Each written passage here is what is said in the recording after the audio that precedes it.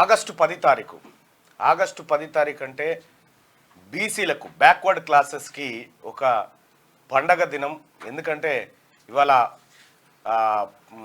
అంటే ఈ ఆగస్టు మాసం అంతా పండగ దినంగా భావిస్తారు. ఇవాళ ఎవరైతే పుంజాల శివశంకర్ గారు ఉన్నారో, పుంజాల శివశంకర్ గారు ఇవాళ ఒక ప్రత్యేకమైనటువంటి దినం. వాస్తవానికి ఆయన ఇవాళ మనం రాష్ట్రంలో బీసీలకు 27% రిజర్వేషన్ ఉద్యోగాలలో దొరికింది అంటే బీసీ కోటాలో ఎంఆర్ఓలు, ఎంపీడీఓలు, గ్రూప్ 1 ఆఫీసర్లు, ఎస్ఐలు, సిఐలు, డిఎస్పీలు, అడిషనల్ ఎస్పీలు ఇట్లా వివిధ డిపార్ట్మెంట్లలో ఉద్యోగాలు సాధించారంటే అది పుంజాల శివశంకర్ గారు మనకు పెట్టినటువంటి భిక్ష. అది ఈయనే పుంజాల శివశంకర్ గారు. ఇవాళ ఆయన జన్మదినం.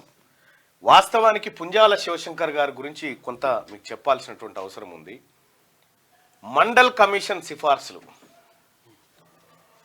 ఆ తర్వాత కాలేకర్ కమిషన్ సిఫార్సులు, అటు సుప్రీంకోర్టు, ఇట్లా నానా విధాలుగా కొట్లాడి పోరాడి బీసీలకు 27% రిజర్వేషన్ పట్టుకొచ్చినటువంటి, ఈ రాష్ట్రంలో 27% రిజర్వేషన్ పట్టుకొచ్చిన మహనీయుడు ఆయన వల్లనే మన పిల్లలకు అక్కడో ఇక్కడో ఉద్యోగాలు అవో ఇవో దొరుకుతూ ఉన్నాయి. వాస్తవానికి బాబాసాహెబ్ అంబేద్కర్ స్టార్టింగ్లోనే ప్రయత్నం చేసిండు కానీ అప్పుడున్నటువంటి ప్రభుత్వాలు బీసీలను గుర్తించడానికి ఇష్టపడకపోతే దాంతోపాటు మహిళా బిల్లు విషయంలో కూడా ఆయన కోరితే అప్పటి ప్రభుత్వాలు వ్యతిరేకిస్తే ఆయన రాజీనామా చేసిండు. ఆ తర్వాత పుంజాల శివశంకర్ గారు వచ్చి, ఈయన ఎక్కడో కాదు, హైదరాబాద్ పక్క పంటున్నటువంటి మామిడిపల్లి విలేజ్లో, శంషాబాద్ పక్కన ఎయిర్పోర్ట్ దగ్గర ఉంటుంది ఇప్పుడు, మామిడిపల్లి విలేజ్లో పుట్టి ఆ మామిడిపల్లి విలేజ్ నుంచి చదువుకుంటూ అమృత్సర్ రైల్వే స్టేషన్ కాడ బయట బూట్లు పాలిష్ చేసుకుంటూ చదివి అక్కడే లా చేసి అక్కడి నుంచి భారత ప్రధానమంత్రిగా అప్పట్లో ఉన్నటువంటి ఇందిరాగాంధీ గారు ఎమర్జెన్సీ కేసులో ఇరికితే ఈ న్యాయ విద్యార్థి ఈ బిడ్డనే పోయి ఆమెని విజయంతో బయటికి తీసుకొచ్చి మళ్ళీ ప్రధానమంత్రిని చేసినటువంటి బిడ్డ పుంజాల శివశంకర్ గారు. తద్వారా ఆయన 1980 కాంగ్రెస్ పార్టీని తిరిగి అధికారంలోకి తీసుకొచ్చినందుకు శ్రీమతి ఇందిరాగాంధీ గారికి అభినందనలు తెలుపుతూ అంటూ ఆయన నిరాడంబరుడు. ఆయన ఎట్టి పరిస్థితిలో వాస్తవానికి ఈయన ఇందిరాగాంధీ గారు ఎమర్జెన్సీలో ఆమెను అందరు తప్పుబట్టి ఆమె చుట్టూన్నటువంటి వాళ్ళంతా వెళ్ళిపోయారు. రెడ్డి కాంగ్రెస్ పెట్టుకొని వెళ్ళిపోయారు, ఎక్కడో అక్కడ అడ్వకేట్లు వెళ్ళిపోయారు, ఆమె చుట్టూన్నటువంటి సలహాదారులు వెళ్ళిపోయారు. ఆమె ఒంటరిగా ఉన్న సమయంలో ఎవరైతే నన్ను దీని నుంచి రక్షించగలుగుతారు అని ఆమె ఆలోచన చేస్తే హైదరాబాదు హైకోర్టులో ప్రాక్టీస్ చేసుకుంటున్నటువంటి పుంజాల శివశంకర్ గారికి ఫోన్ చేసింది డైరెక్ట్. ఎవరు? ఇందిరాగాంధీ గారు. శివశంకర్జీ ఆప్ ఢిల్లీ అయ్యే అని. శివశంకర్ గారు ఢిల్లీకి పోయి ఎమర్జెన్సీ విధించడాన్ని ఆమె చుట్టూన్నటువంటి వాళ్ళు, మనం ఎమర్జెన్సీ విధించి తప్పు చేశామా అని చెప్పి ఆమె అడిగితే చుట్టూన్నటువంటి వాళ్ళంతా తప్పు చేశామని చెప్తే కాదు మేడం, ఆ క్షణానికి అది కరెక్ట్ నిర్ణయం అని వాదించి షా కమిషన్ ముందు వాదనలు వినిపించి అప్పుడు శివశంకర్ గారు ఇందిరాగాంధీ గారిని సేఫ్గా బయటికి తీసుకొచ్చారు. అంత ప్రముఖమైనటువంటి వ్యక్తి. బ్యాంకుల జాతీయకరణ అనేకమైనటువంటి అంశాలను ఆమె ద్వారా చేయించడం. అంతెందుకు, పార్టీ ఫిరాయింపుల నిరోధక చట్టం ఏదైతే రాజీవ్ గాంధీ గారు తీసుకొచ్చారో ఆ చట్టాన్ని డ్రాఫ్ట్ చేసిండు ఈయననే, పుంజాల శివశంకర్ గారే. ఇటువంటి పుంజాల శివశంకర్ గారు న్యాయకోవిదుడని భావించినటువంటి ఇందిరాగాంధీ గారు ఇక్కడ సికింద్రాబాద్, ఎవరు మన ఎల్లయ్య, నందెల్లయ్య గారు, తర్వాత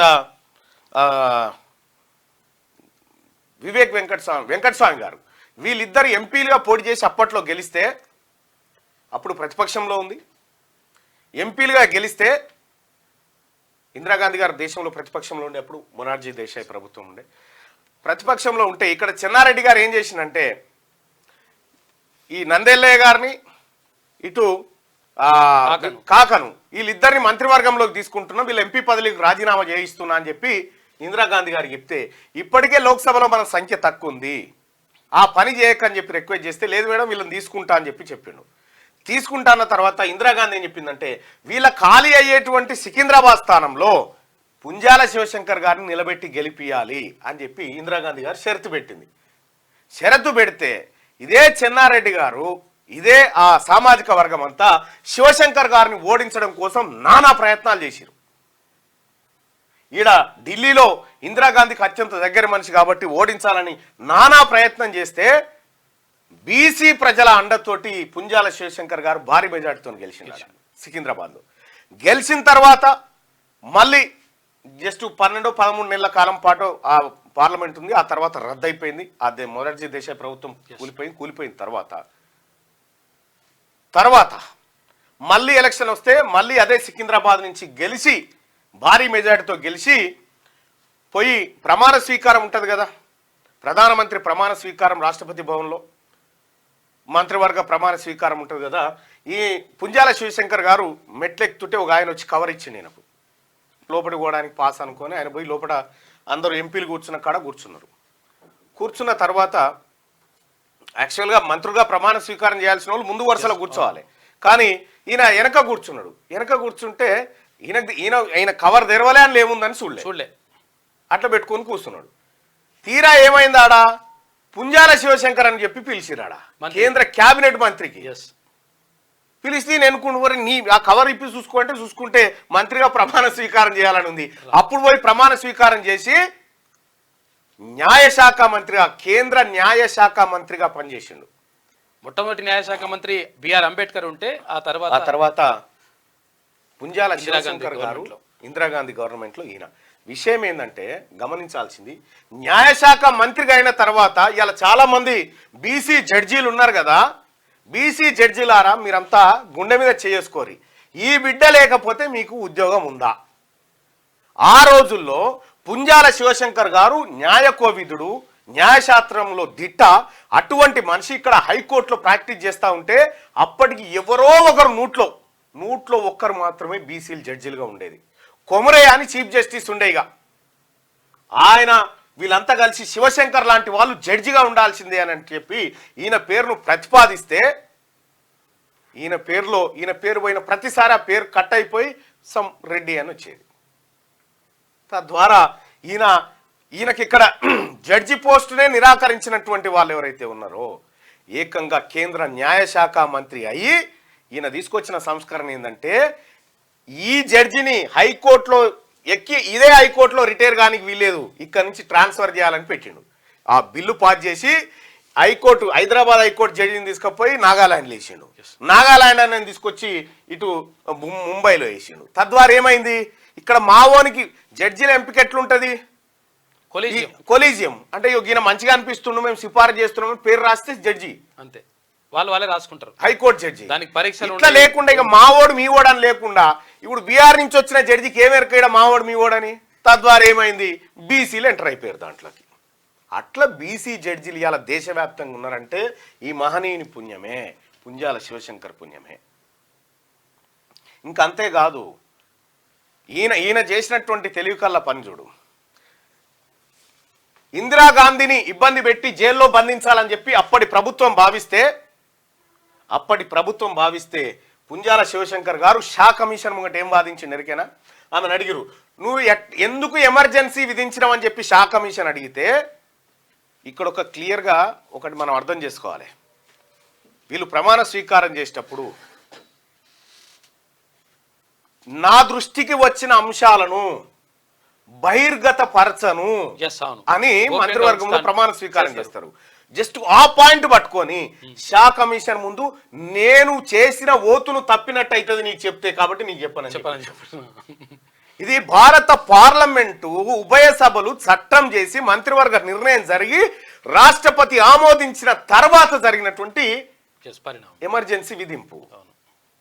ఆమె వ్యక్తిగత నిర్ణయం కాదు. సో ఆ పాయింట్లో ఆమెను బయటికి తీసుకొచ్చిండు శివశంకర్ గారు. సో కాబట్టి ఇవాళ శివశంకర్ గారి జయంతి నిజంగా ఈ బిడ్డ లేకపోతే ఈయన వల్లనే వచ్చింది. ఇవాళ మనం ఇట్లా ఉన్నామంటే వాస్తవానికి గౌడ్లు, ముదిరాజులు, కుమ్మర్లు, కమ్మర్లు వీళ్ళంతా కూడా ఈయన కొట్లాడే నాటికి బీసీలలో లేరు, బీసీలలో కాదు అసలు లేనే లేరు, వీళ్ళకి లెక్కనే లేదు, రిజర్వేషన్ లేదు, ఏం లేదు. ఈ బిడ్డ తనలాడే బీసీ కులాలను గుర్తించి ఇవి వెనకబడ్డాయని చెప్పి తీసుకొచ్చి వీటికి 27% రిజర్వేషన్ పట్టుకొచ్చి ఇచ్చిండు. ఇవాళ అనుభవిస్తూ ఉన్నాం మనం. పుంజాల శివశంకర్ గారు, ఆయనకు సంబంధించినటువంటి ఆయనే రాసుకున్న పుస్తకం ఉంది ఒకటి, బహుశా అది మన తాను ఉందో లేదో ఉంటుంది, మొన్న ఒకరికి ఇచ్చిన. ఆ బుక్ చదివితే తెలుస్తుంది. ఒక బీసీ కులంలో పుట్టి చదువుకోవడం కోసం అమృత్సర్ రైల్వే స్టేషన్ బయట బూట్లు పాలిష్ చేసి చదువుకున్నటువంటి బిడ్డ. సో అటువంటి మహనీయుడు ఈ తెలంగాణ గడ్డ మీద పుట్టడం. ఒకానొక సందర్భంలో ఏం జరిగింది, ఈయన స్విట్జర్లాండ్ టూర్కి పోయిండు. స్విట్జర్లాండ్ టూర్కి పోతే ఇక్కడ రాష్ట్రంలో ఈ ముఖ్యమంత్రుల మధ్య గ్రూపులు తగాదాలు వస్తే ఇందిరాగాంధీ గారు స్విట్జర్లాండ్కి ఈయనకు ఫోన్ చేసింది. స్విట్జర్లాండ్ టూర్లో ఉంటే ఫోన్ చేస్తే, శివశంకర్జీ మీరు అర్జెంటుగా ఏపీకి వెళ్ళిపోండి, మీరు ముఖ్యమంత్రిగా ప్రమాణ స్వీకారం చేయాలి అని చెప్పి ఈయనకు ఫోన్ చేసి చెప్తే ఈయన ఏమన్నాడు ఎరికేనా, మేడం నాకు ఒక వేరేటోళ్ళు అయితే ఏమంటారు, ఇప్పుడే పోతున్నా మేడం అని చెప్తారు. కానీ ఈయన అట్లా చేయలే. మేడం నాకు ఒక 24 గంటల సమయం కావాలి నేను ఆలోచించుకోవడానికి, అది పార్టీకి ఎలాంటి ఇబ్బంది రాకుండా పార్టీ నిలబడాలి, దానికోసం నాకు అవకాశం ఒక 24 గంటలు ఇవ్వమంటే 24 గంటల తర్వాత సరే శివశంకర్జీ, ఆయన శివశంకర్ మాట కాదనే ప్రసక్తి లేదు ఇందిరాగాంధీ గారు. ఆ రోజుల్లో శివశంకర్ గారు చెప్పినట్టుగా మేడం నేను కాదు అంజయ్యం చేద్దామని చెప్పిండు. అంజయ్య బలహీన వర్గాల బిడ్డ అని చెప్పి అంజయ్యం చేద్దామంటే సరే అని చెప్పి టీఎన్జేని ముఖ్యమంత్రిని చేసిరు. టీఎన్జేని ముఖ్యమంత్రిని చేస్తే టీఎన్జే ఏం చేసిండు ఎరికేనా, ముఖ్యమంత్రిగా ప్రమాణ స్వీకారం చేస్తేనే అంజయ్యను కాదు అంజిరెడ్డిని అని చెప్పాడు. ఇగో ఈ రకంగా ఆయన అనేక రకాల పోరాటాలు చేసి అనేక కేసులు వాదించి అనేకమైనటువంటి ప్రయత్నాలు చేసి బీసీ బిడ్డలారా తినక ఎవరు పుంజాల శివశంకర్ గారి అన్న జగన్ అని ఉంటాడు. అమృత్సర్ రైల్వే స్టేషన్లో స్వాతంత్ర పోరాటం కోసం బ్రిటిష్ నుంచి ఈ దేశాన్ని విముక్తి చేయడం కోసం ఆయన పోరాటం చేస్తున్న సమయంలో అన్న దగ్గర ఉండి చదువుకుంటే వాళ్ళన్న చచ్చిపోతే బస్సు కిరాయి లేక ఆడనే కష్టం చేసి వచ్చిండు.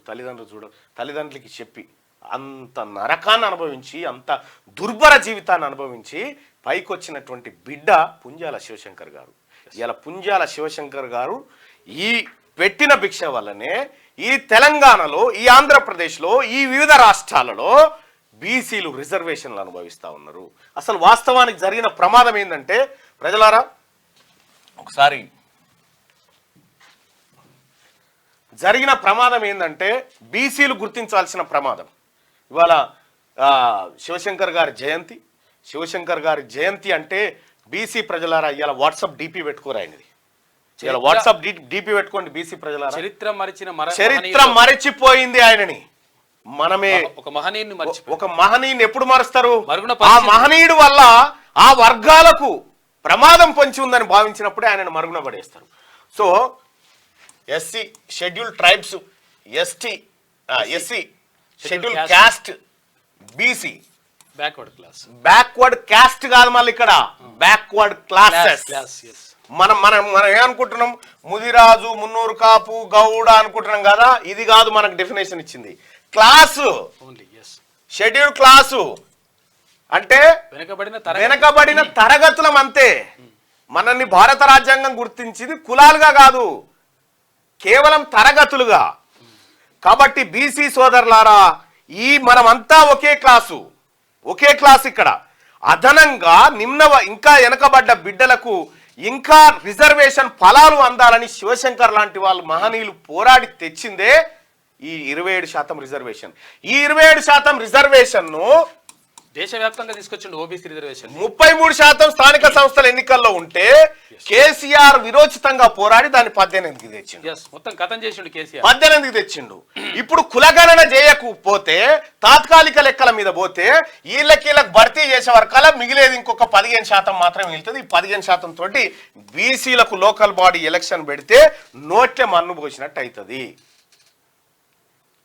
రాహుల్ గాంధీ డిక్లరేషన్ ని సో అందుకే రాహుల్ గాంధీ గారు ఏం చెప్పిండు, బీసీలకు అన్యాయం జరుగుతుంది, 42% రిజర్వేషన్ ఈ బీసీ బిడ్డలకు కల్పిస్తా అని చెప్పి శివశంకర్ స్ఫూర్తిగా రాహుల్ గాంధీ గారు కామారెడ్డిలో డిక్లరేషన్ చేసిండు. కాబట్టి బీసీ సోదరులారా, ఇవాళ పుంజాల శివశంకర్ జయంతి నిజంగా ఇవాళ ఒక పవిత్రమైన దినం బీసీలకు.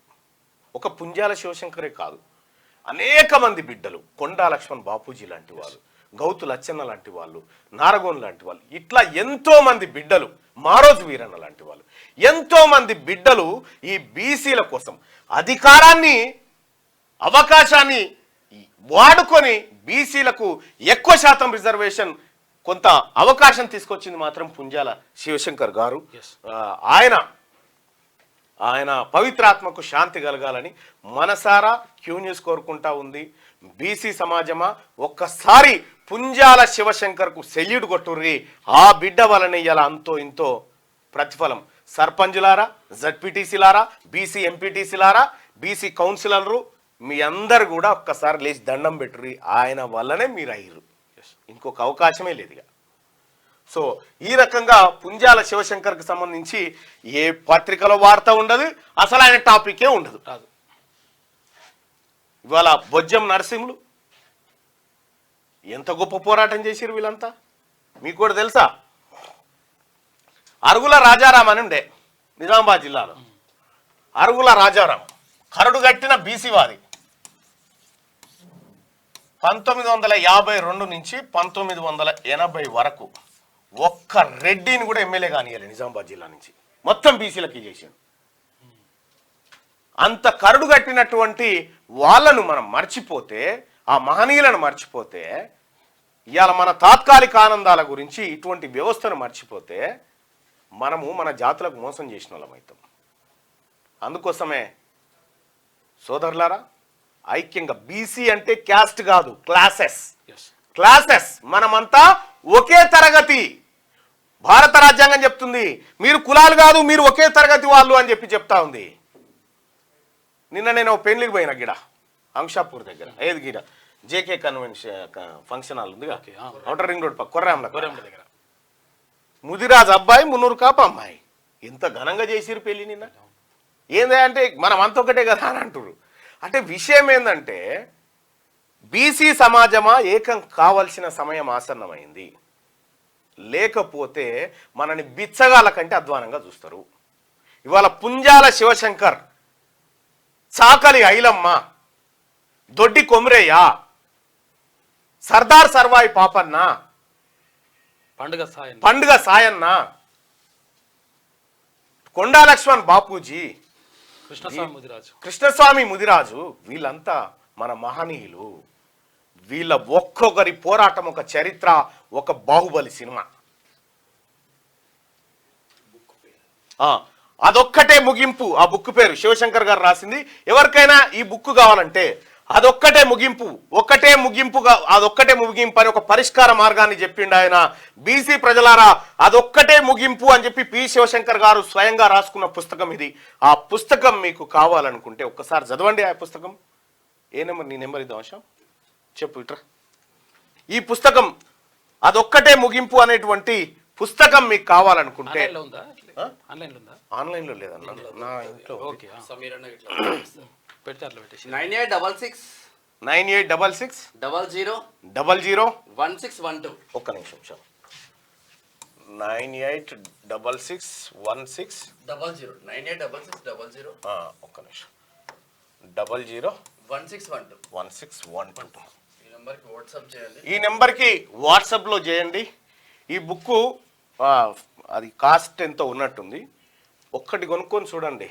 మనకు తెలవకుండా మన తరం కోసం, మన భవిష్యత్ తరాల కోసం ఒక జీవితం, ఒక శరీరం ఎంతటి హింసకు గురైందో మీకు అక్కడ కనిపిస్తుంది. ఆ శరీరం ఎంత తపన పడ్డదో ఇవాళ మన బీసీ సమాజం గుర్తుపెట్టుకోవాల్సినటువంటి సందర్భం ఆసన్నమైంది. ఆయనకు సంబంధించి ఇవాళ వివిధ పత్రికలలో వచ్చినాయి. ఇది ఏం పత్రికను? వివిధ పత్రికల్లో ఆర్టికల్స్ వచ్చినాయి.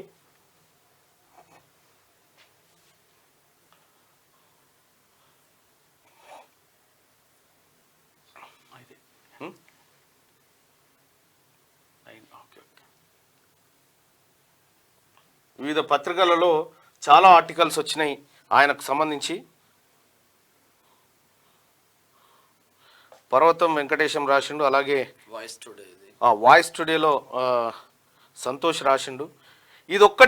అదొక్కటే ముగింపు అనేటువంటి పుస్తకం ఎక్కడైనా దొరికితే తెచ్చుకొని ఒక్కసారి చదవండి, లేదంటే శ్యాముకు ఫోన్ చేయండి, మీకు వస్తుంది అది.